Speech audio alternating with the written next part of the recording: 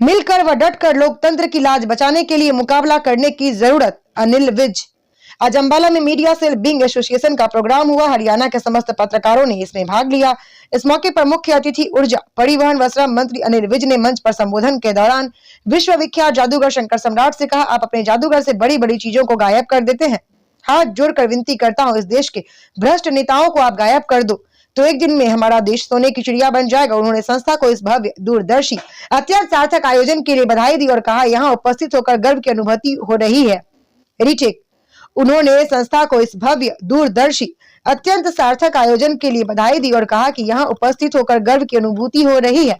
यह मंच केवल सम्मान समारोह नहीं बल्कि पत्रकारिता के संघर्ष, गरिमा और भविष्य को लेकर गहन चिंतन है। उन्होंने पत्रकारिता को लोकतंत्र का चौथा स्तंभ बताते हुए कहा कि 3 टांगों पर हर चीज लंगड़ा कर गिर जाएगी। अनिल विज ने कहा, इमरजेंसी के दौरान सरकार अपने कर्तव्य धर्म से भटक गई थी। मैंने खुद दफ्तर में देखा जब शाम को दरोगा आकर चिपकाई हुई खबरों को डंडे से मारकर कहता था, यह उतार दो, तो अखबारों ने अपने धर्म का निर्वहन किया और उन खबरों का स्पेस खाली छोड़कर खबरें छापी। यह लोगों के लिए एक मौत संदेश था और लोगों ने इसे खूब समझा कि सरकार ने जो खबर सच्चाई बताना चाहा उसे नहीं लगने दिया। इस इमरजेंसी का शॉप इंदिरा व उसकी पार्टी को ले बैठा।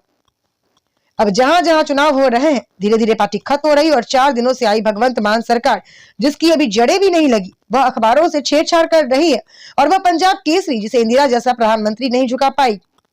स्टार न्यूज़ प्लस के लिए हरियाणा के अंबाला से सिमरन रानी की ये रिपोर्ट। अतिथियों का भी स्वागत किया जाए। तालियों की गड़गड़ाहट नहीं रुकनी चाहिए।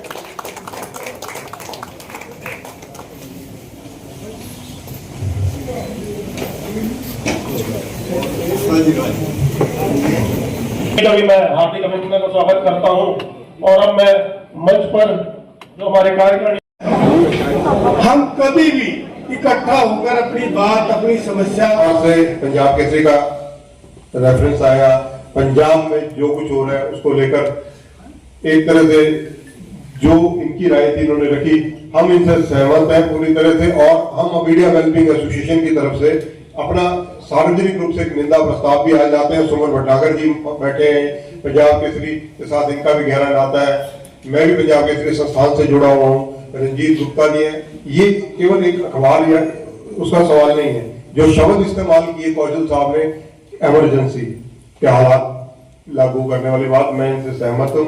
हम सारे सहमत है। अभी कुछ साथियों से मेरी राय हुई, इसलिए हमने ये कहा। और आपको ये बताना चाहूंगा कि इस मामले में सबसे पहले जैसे ही पता लगा, वीर साहब ने जहाँ ट्वीट किया, वीर साहब ने तुरंत अपना वक्तव्य भी जारी, इलेक्ट्रॉनिक और प्रिंट को। और उस दौरान जो इंदिरा गांधी ने जब इमरजेंसी लगाई थी उससे तुलना करते हुए कि ये सार्वजनिक रूप से हम इसका निंदा प्रस्ताव लाते हैं और अपनी तरफ से राज्यपाल महोदय को मीडिया वेलबींग एसोसिएशन की तरफ से ज्ञापन भी हम भेजेंगे। ज्ञानेंद्र जी के परम मित्र अनिल भाई और यहाँ मैं मेरे हाथ तथा सम्मानित पत्रकार साथियों, देवियों और सज्जनों, सबसे पहले मैं मीडिया वेलबींग एसोसिएशन को इस भव्य और दूरदर्शी अब यह मंच केवल सम्मान समारोह नहीं है बल्कि पत्रकारिता की आत्मा, उसके संघर्ष, उसकी गरिमा और उसके भविष्य पर गहन चिंता करता है, कर रहा है। किसी